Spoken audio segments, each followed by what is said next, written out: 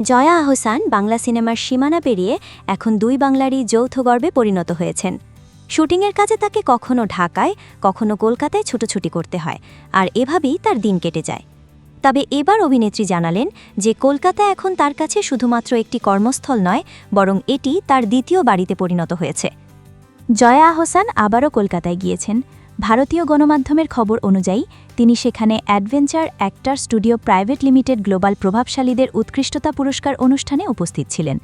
এই অনুষ্ঠানে যোগ দিয়ে তিনি খুবই আপ্লুত বোধ করেন এবং বলেন তিনি সত্যিই খুব খুশি।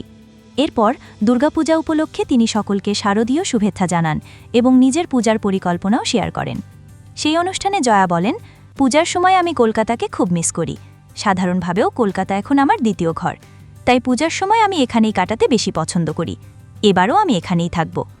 অনুষ্ঠান শেষে সাংবাদিকদের সাথে আলোচনাকালে জয়া প্রভাবশালীদের প্রশংসা করে বলেন, কোনো সিনেমা মুক্তির পর সেটির জনপ্রিয়তা গড়ে তুলতে প্রভাবশালীরা খুব গুরুত্বপূর্ণ ভূমিকা রাখেন।